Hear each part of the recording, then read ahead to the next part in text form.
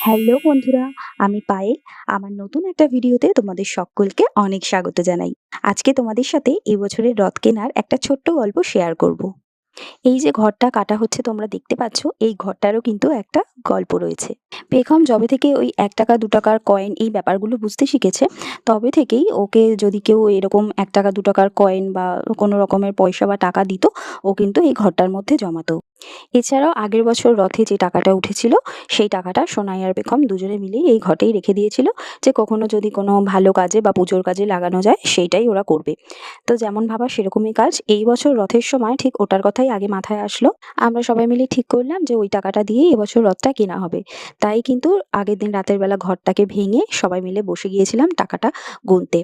সবাই মিলে টাকা গোনার মজাটাই কিন্তু একটা অন্যরকম। তো চলো টাকা গোনার পালা শেষ, এবার দেখে নিই যে কত টাকা উঠেছে। সব টোটাল কত 2000। তো এই ৳২,০০০ অ্যামাউন্টটা অনেকের কাছে ছোট মনে হলেও আমাদের কাছে কিন্তু এটা অনেকটাই। কারণ সোনাই আর পেখম একটু, একটু করে এই টাকাটা জমিয়েছে এবং ওরা যেহেতু চেয়েছিল যে কোনো ভালো কাজে এই টাকাটা ব্যবহার হোক, সেই মতোই ওদের টাকা দিয়েই ওদের রথটা এবছর কেনা হচ্ছে। তা এখন আমরা কত টাকা নিয়ে যাচ্ছি? অবশেষে রাত 10:30টার সময় আমরা সবাই মিলে গিয়েছিলাম রথ কিনতে। প্রত্যেকটা রথই ছিল একদম অসাধারণ। তবু এই সবগুলোর মধ্যে আমাদের যে রথটা পছন্দ হয়েছে সেটা দেখার জন্য কিন্তু তোমাদের পরের পার্টটা দেখতেই হবে।